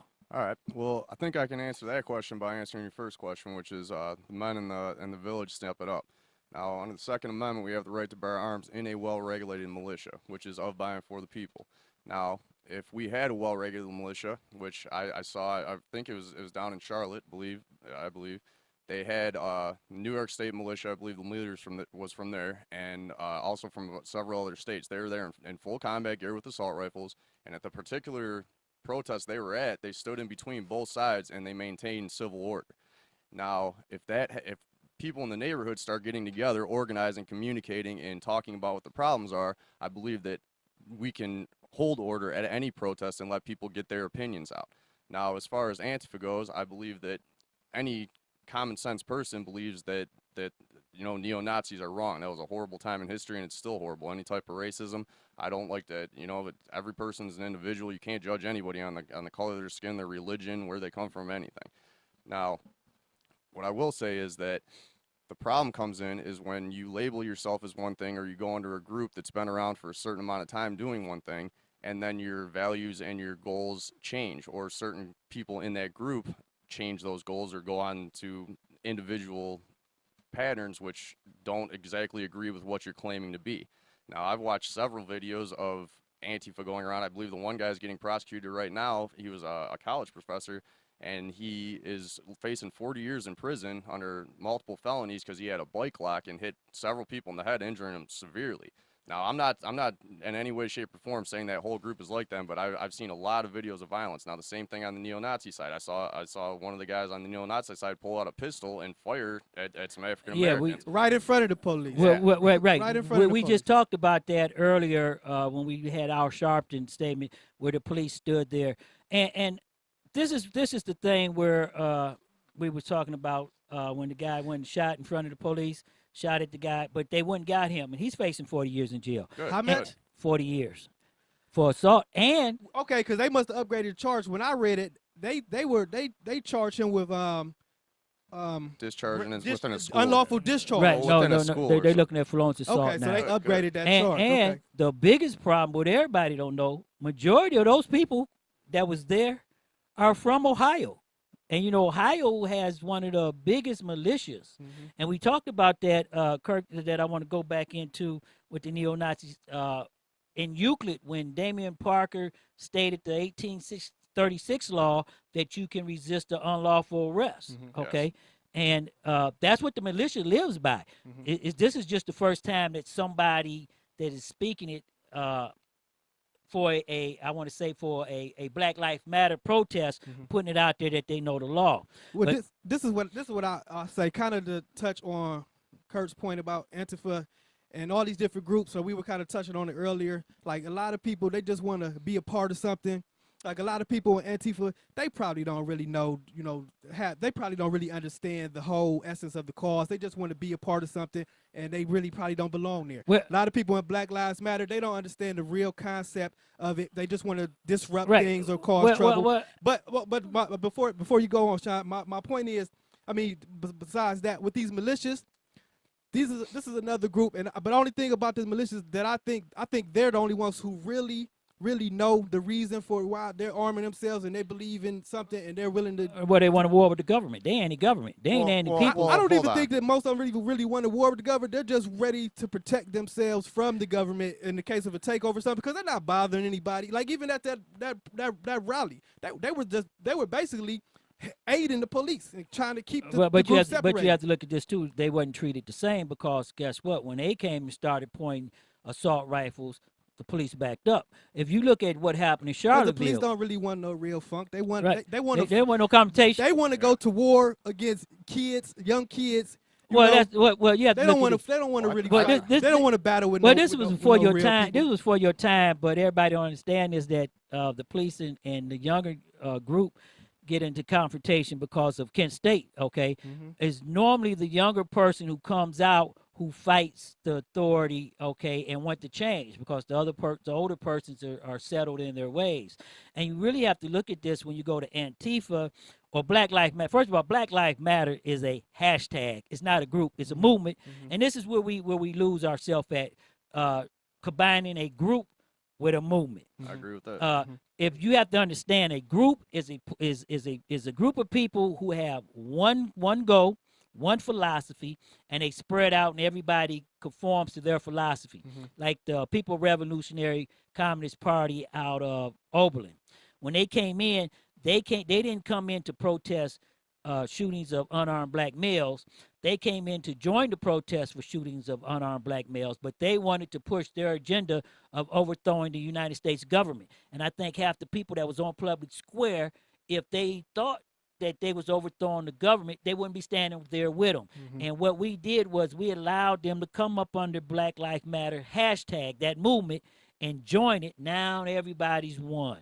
Black Panthers Party. I remember when Damian Parker went into the thing at City Hall Euclid last week. Okay, you know what that reminded me of? That reminded me of Michael Stokely walking in on the University of Berkeley and into the Capitol in Sacramento when Ronald Reagan was president with loaded shotguns, because at that time that was the law. Right. And when they stood there against the police with loaded shotguns, Ronald Reagan said this would never happen again, and he changed the law. Right. Okay, that's why. Okay. I got a question. Am I mistaken, before you ask your question, Kurt, am I mistaken, but you can still ride around with a shotgun, right? Not a rifle. As long as the rounds are not in there. No, that's even a shotgun. You can walk around with a loaded rifle. Because when I was in the No, army, yeah, you can walk around with it. Right, he said in a car. When I was in the car. When I was in the army, those white dudes down in Texas. When I was down in Texas in the army, they rode around with a shotgun. Well, you talking about Texas? Like, okay, well, I'm thinking this about Texas. But even here, like, you can't. Like, you got to have a concealed weapon for a pistol, and you got to have a permit or something for an assault rifle. But a shotgun, I'm talking about. No, this is the law. If you're in a motor vehicle, the weapon cannot be made ready in the vehicle. So you have to either have the rounds in the trunk. So that's in Ohio. Like, in Ohio. Okay. Texas, anything goes. Right. If in a car, we are open carry state, but you can't open carry in a motor vehicle. You can't cover that weapon. Long as the weapon is seen out and you're walking around, it's fine. But once it's covered, you're breaking the law. Right. Unless you get a concealed weapon permit. Right. But the whole thing of it is with the trains being shipped in and the guns being stolen, that's where all the guns are coming from. If you remember, Kirk, we just had amongst other places. You could go to East Lake any weekend. They got a gun convention at the hotel. Right. Well, you have to understand, don't nobody care about guns, okay? Kirk just told you the Second Amendment, right? Which actually everybody does not understand what the Second Amendment was about. The Second Amendment did not come about for you to have a well-militiated gun, as Kirk said, or have a weapon. The Second Amendment came about because they wanted to start the slave patrol back during the war, because the British told the slaves, and we were not talking about black slaves, we talking about indentured servants and all them, and the Bacon Rebellion to come back, that they wanted them to patrol to stop them from coming over fighting with. It stems from a form of oppression or Right. or a system of And oppression. that's how law enforcement One way or actually. the other. That's how law enforcement actually started, was the patrol to stop the indentured service and them coming over to fight with Bacon in the rebellion. Okay, and that's where Kirk, I want to lead this to right here: the haves and have-nots. Okay, Yes. because what everybody has to understand here, Stop the Madness, Keep It 100. What happened, Sandy Dave, Facebook Live, YouTube, San Diego's in the house, and Oakland. Hey, what happened back in 1836 at the Bacon Rebellion? Okay, when Bacon came in and took over the government, you have to understand there was no British troops here. So he took over the government and he took the colony, okay? But he didn't plan for it, okay? So what they came right here, something that we have to understand, it came to the haves and have-nots. The rich folks said, okay, we can't stop this from happening and we can't kill them all, so now we have to separate them, okay? And that's where the form of slavery came in, because indentured service they had to let go, because eventually they worked out whatever they owed. So then they brought in the West Indies slaves. See, everybody think that it was African slaves here, but no, it was West Indies slaves. Then they brought the African slaves up, because guess what? The West Indies slaves could speak French and communicate with them. He can become your friend. He knew what was going on. If he left, he could talk to somebody and tell them that he was a free man. Okay, nobody knew at that time. Okay, that's why they brought the Africans over, because they looked at it as property. But Kirk, when you say the haves and have-nots, yes, I remember communicating with you on Facebook in a conversation about that, where you said, "Why don't you go ahead and repeat what you said, though?" You're talking about the one I posted recently? Yeah. Basically, I put on there. I said, how many of you have realized yet that it's just the rich versus the poor? And I think that the people that are the elite wealthy, and like I said, this is my opinion, they're actively financing, transporting, and organizing these groups to break us down into the smallest groups they can to get us fighting against each other. Because as long as we fight against each other, we take our attention off the fact that we're $25 trillion in debt and going up more every year. And it's getting to the point where if they started taking 100% of everyone's paycheck, that we can't even touch the interest rate on that debt. And I don't think most people are even aware of the fact that that debt is owned to a private company, the Federal Reserve. And I think that the deeper issues here are that they've got us all fighting over trivial. Now, I'm not saying they're not important in any way, shape, or form, but if we don't get that main thing together, we're going to have an economic collapse, and we're all going to lose this country. Well, I'm looking at this, and Facebook chiming in the chat room. We got some Neo134, and we got a lot of other people in the chat room. But see, I'm looking at this right here. Maybe this is a good thing for us that we're going through what we're going through right now, because maybe people will realize that we are one, and that the people in the village will step up. Okay. And when you step up, and the man in the village, it goes back to something my grandmother used to read in the Bible, that the village will be cursed until man takes its proper place. Okay, and man has not been taking its proper place in the village. Look at our communities. Look at our neighborhoods. Okay, look at the opium problem. When the crack problem hit, we try to arrest our way out of it. Okay, now the opium problem is here. So now we have a different idea how we're doing it. But guess what? The opium problem is way worse than the crack problem, because it's killing them. It's killing 15-year-olds, 14-year-olds, and it's touching people in suburbs sitting in $400,000 and $500,000 houses. And this is a problem now, and it's staring them in the face that they should worry about it. But what I'm worried about, Kirk, and I want you to come back with this, because we got, ladies and gentlemen, we got Kirk, a esteemed scholar on the issues that we're talking about today. Kirk, Trump is sending more American troops to Afghanistan. Yes. They want to go over there and get this millionaire, we did a story on it about 2 weeks ago, to get their minerals and everything. Lithium. Okay. But there's a dark secret there called the CIA ops. Yes, sir. That watch over the poppy fields that nobody's paying attention to. And that is the economy for the Afghans and the rebels that we're fighting. Yes. And the CIA is allowing them to harvest this opium. Not only allowing them, but protecting it. It's in the open, because we've seen video footage of it. If it wasn't in the open, you wouldn't know about it to speak about it on the radio. Well, so I know, it's in the open. It's not like it's a secret. It's a secret, but it's not like it's wide open. So Well, that's what I mean. how can anybody explain it? How can they explain it? The government or the CIA or whoever, the president. Well, the thing is, they have official explanations. The Pentagon came out and said exactly what Sean was saying, that we can't eradicate those fields, which Al Qaeda was trying to do before we went in. They were burning them because it's against their religion. We can't let it eradicate because it's their entire economy. They'll all starve out. Now, at the same time, is it suspicious that the opium production has gone up 90% since we occupied, and is it also suspicious that now we have one of the worst heroin scourges that the country's ever seen simultaneously? Right. Now, like you said, I don't know. I'm not there. I've had friends in the military who've told me that they took over fields and they said, should we burn this? And then the CIA came in with private contractors and started protecting it. Right. Well, if you go back to The King of New York, remember Denzel showed you how they shipped it in from Vietnam. American Gangster. American Gangster. Yeah, the American Gangster. Yeah. Okay. That's So no secret. so you have to look at this. This is what's eradicating our streets.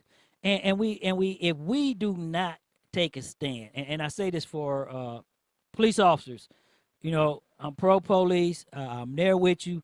I tell everybody that you are our heroes and first responders and the things that's going on. And what's happening with us is that you have to be responsible and police yourself. And talking about the police, our man in the field, Sex Man, what's going on? What's going on, Sean? How you feeling? Sax, you owe me $1,000, man. You had your money on McGregor, man. Oh man, that was a setup fight. I want my $1,000, man. That fight was set up, man, just for both of them to get paid. That's as simple as that. Come on. From the gate. That was set up from the gate. So, Sex Man, let me ask you this question right here. What's going on in Euclid, Ohio? Right now, the truth. Everything coming back clear for the police. Police is being cleared of all Well, we know that the county has did it, but what I'm asking you, are we about to have a war between protesters and the SWAT team and the police? I don't think so, because my personal opinion, all it needs is just the first shot to go across the first protesters by a forehead, and they're gonna run like cowards, and they're gonna pee in their dungarees and their BDU pants and boots. See, I don't think it's gonna be no. Wait a minute, Tom. Let me have it stay for you. Wait, calm down, young man. Calm down. I know what you're going to do. Hey, Sax Man. I agree with him to an Wait, extent. Sax Man. You want me to fire head round over Tone's head and see if he running high up under the seat? Yeah. Hey, we could test that. We got a young man sitting right here. We could test if he gonna run it high with his tail. Before I say what I gotta say, hit the button on him one time. Hit the button on him one time.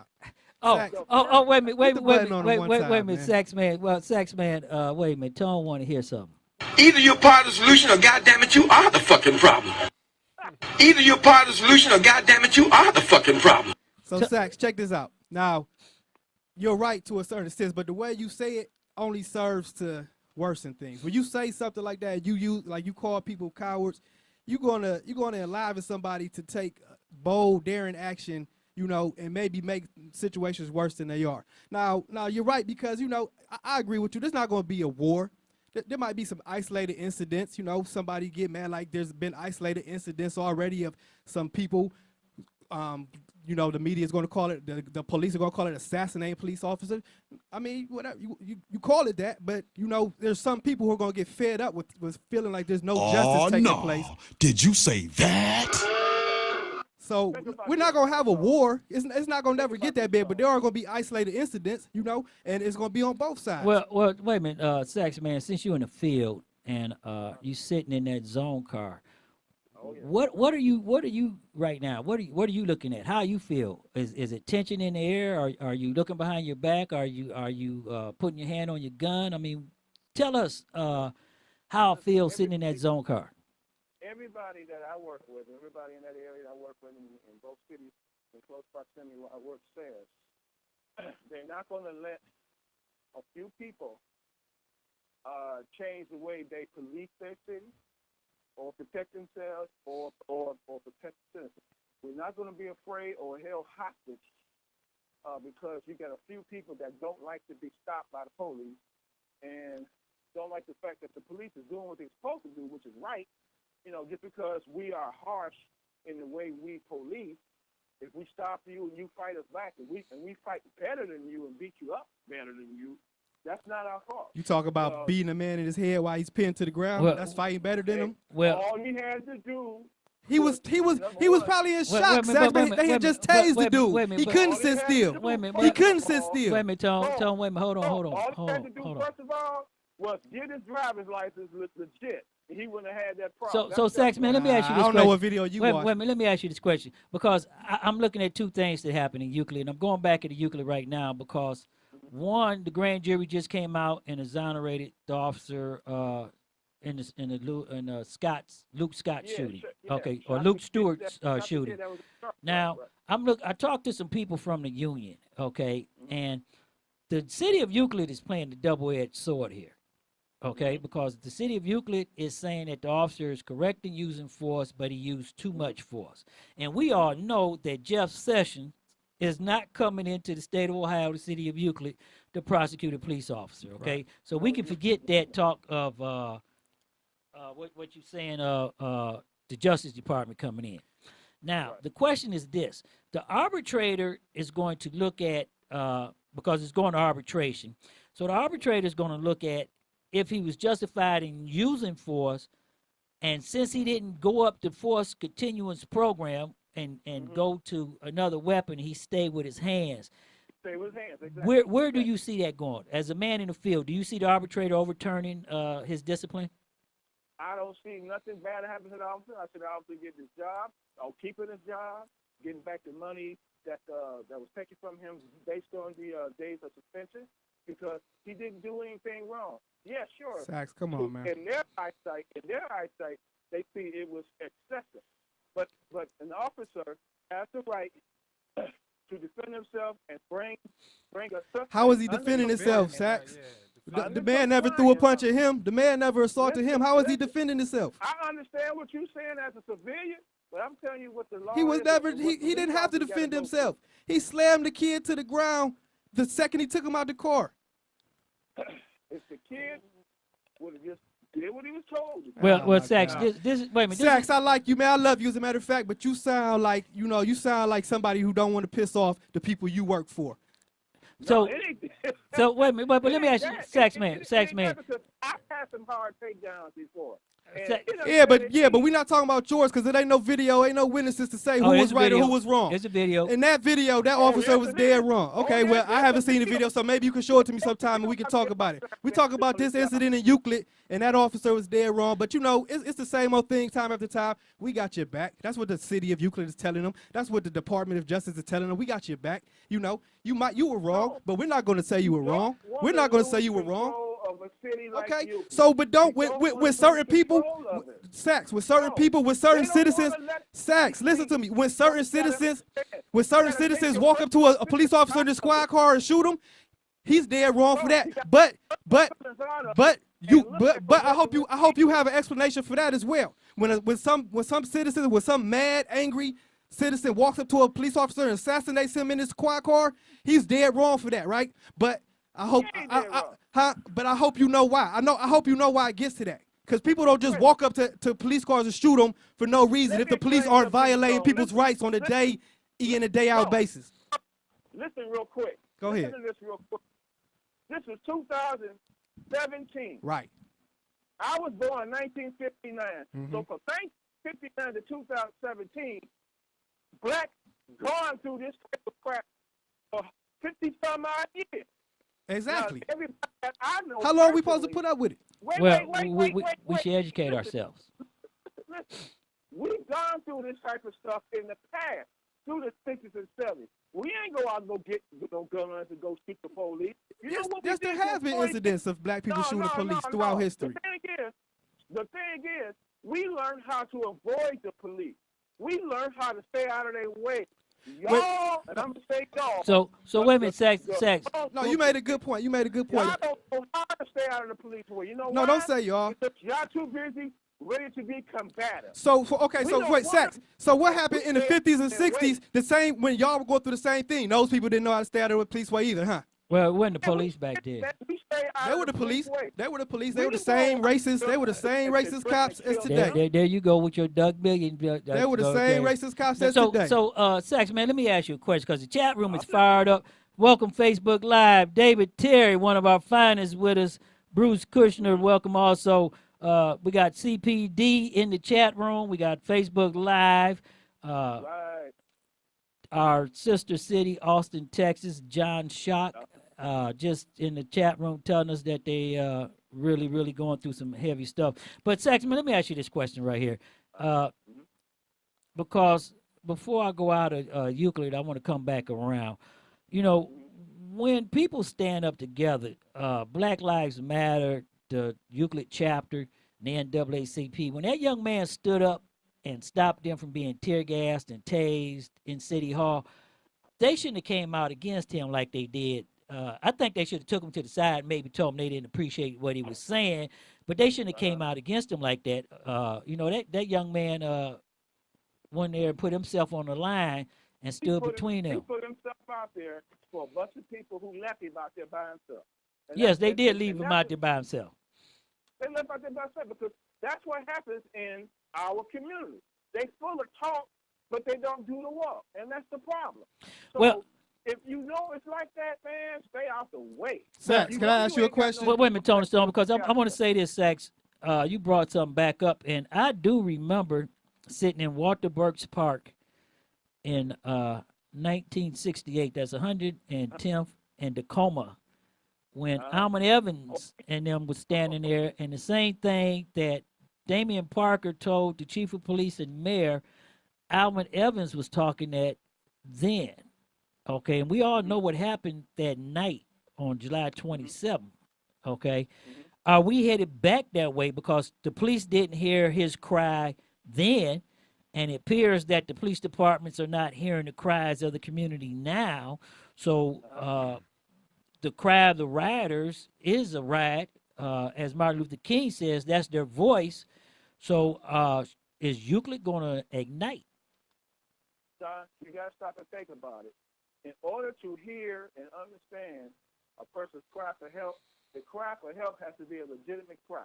It can't be no bullshit cry. If a person is going to say, oh, that's bullshit, I'm not listening to it. It has to be a legitimate cry for help.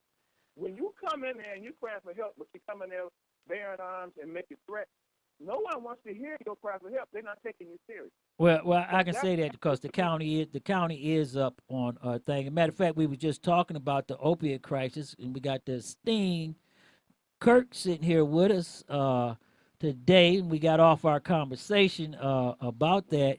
But Kirk was talking about something when people come out to violate people's rights. Violence is not the question, and everybody do have a First Amendment right to freedom of speech. And it goes back to that, what he said earlier, okay?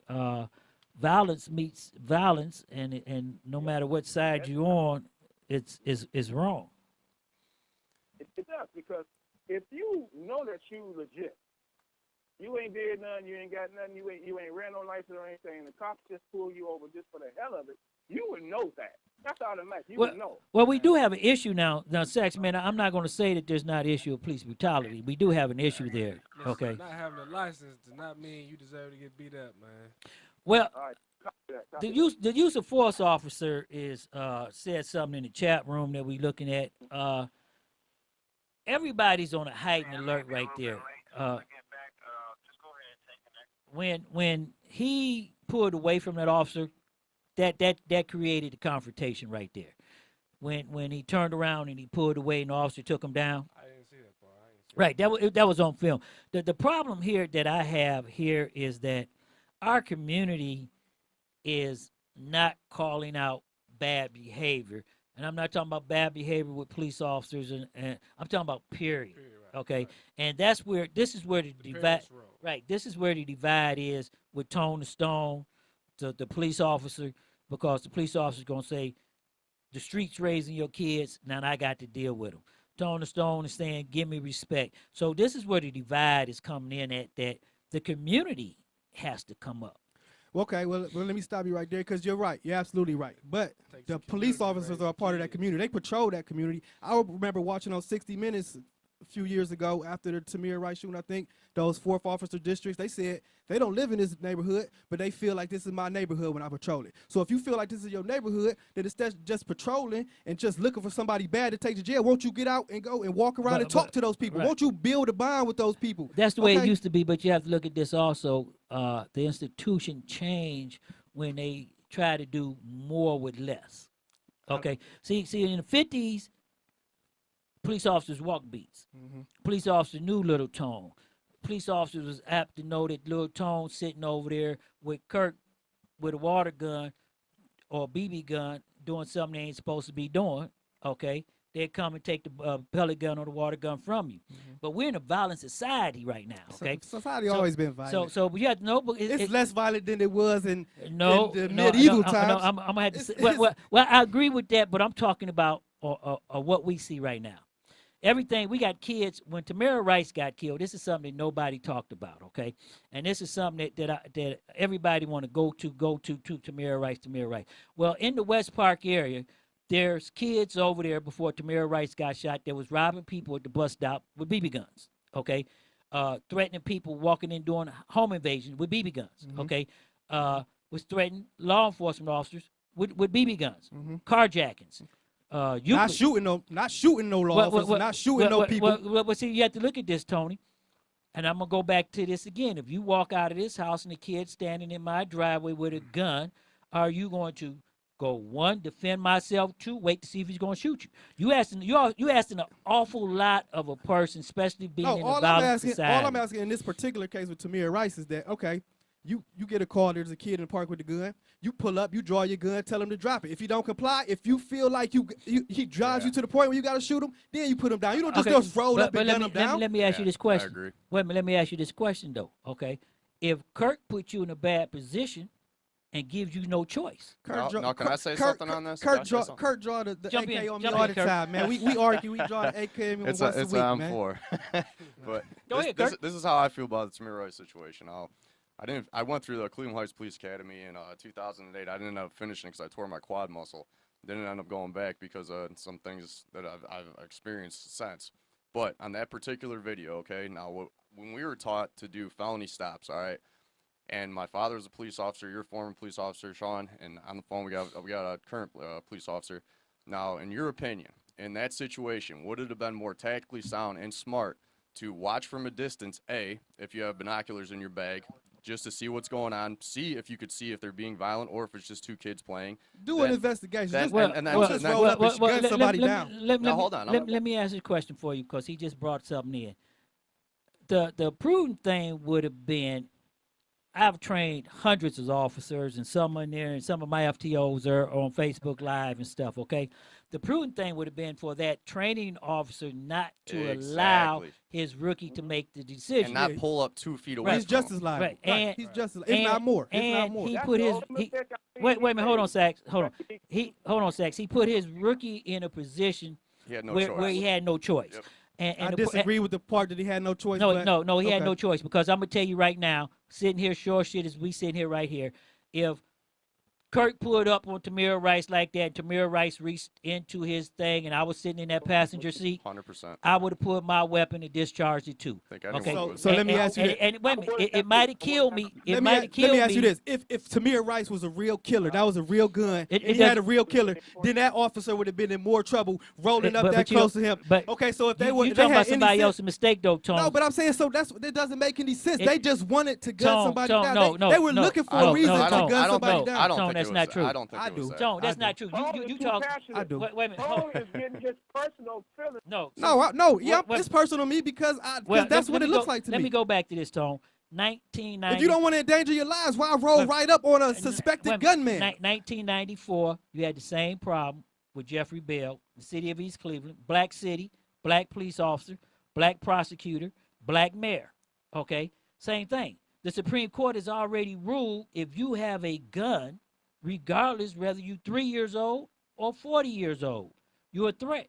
Yeah. Okay. So why put yourself in why heighten the threat level? But if he was a real gunman and that was a real Tone, gun, and you would have got close enough for him to shoot back, Tone, what sense does that Tone, make? Tone, As a trained police officer. Tone.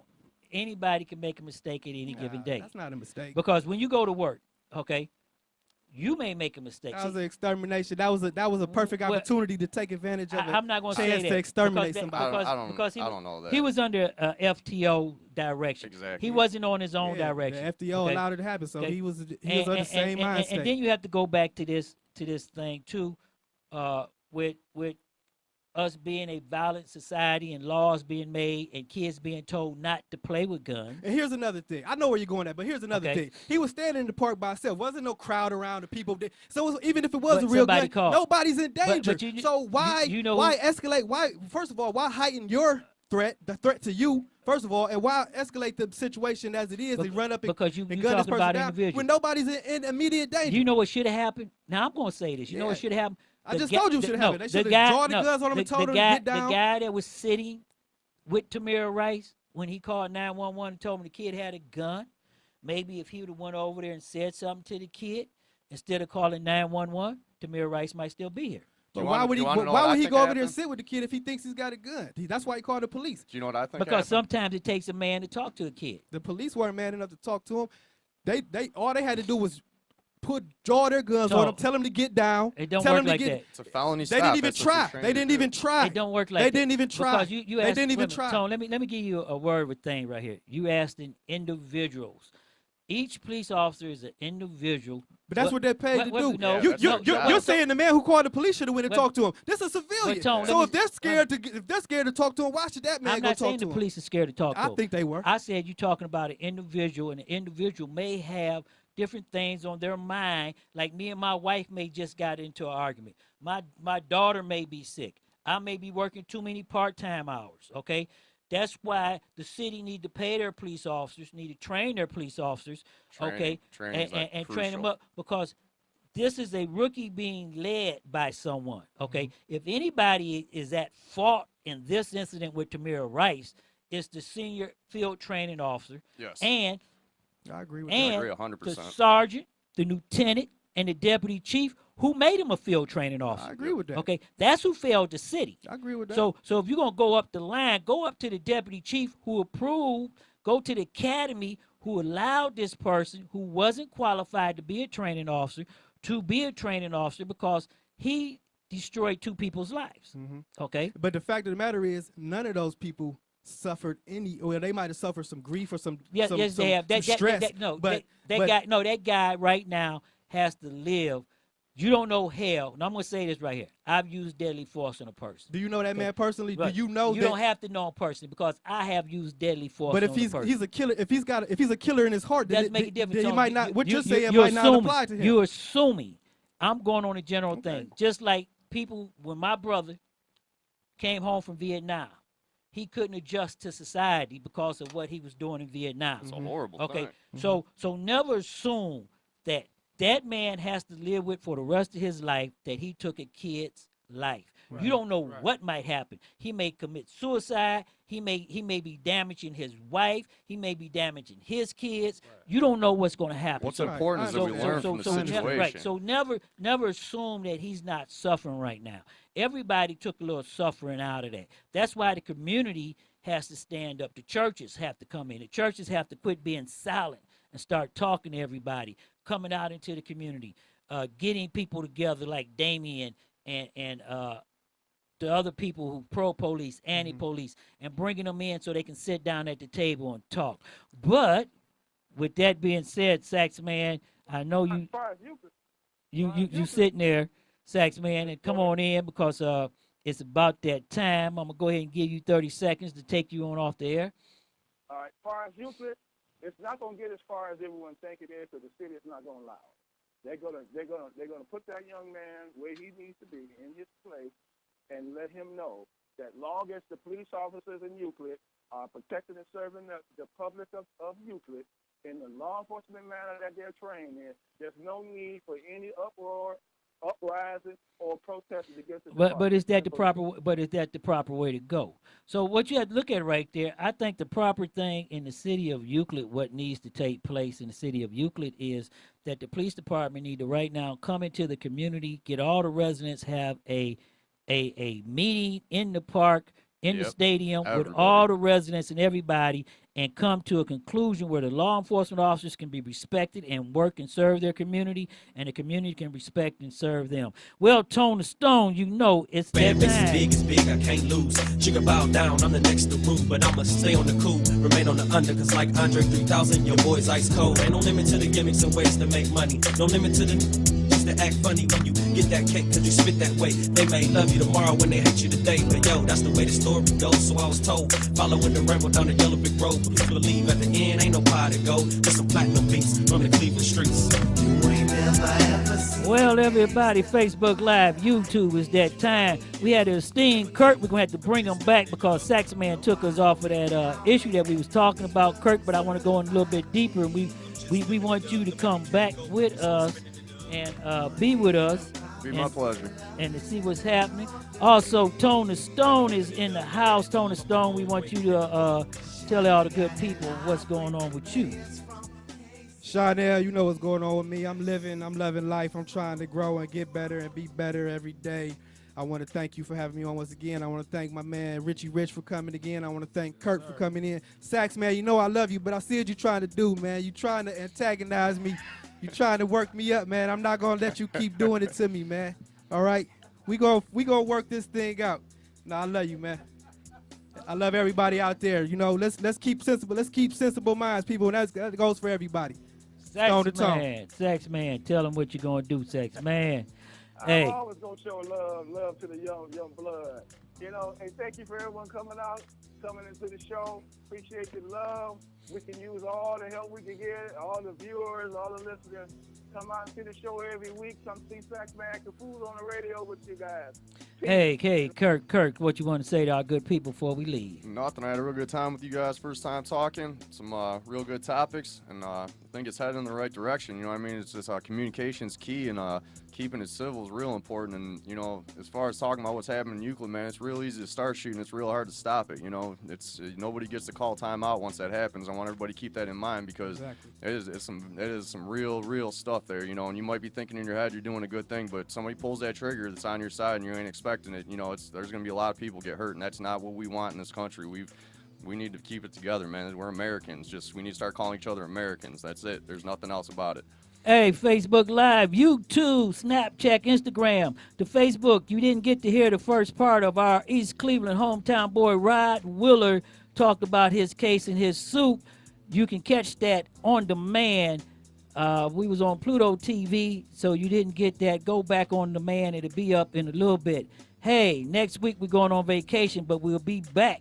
And when we come back, September 14th, we're going to go into the 57th mayoral election and let everybody know. And my main man sitting right here, bro, we didn't forget about you. Go ahead and give me 30 seconds of what's going on. Rich Money, y'all. I appreciate y'all. Man, we need to deal with every situation with love, man, for real. Rich Money. Hey, and I'm your host, Chanel. Until next time, peace, love, and Carl Walker, pull them boats up out of there. See ya.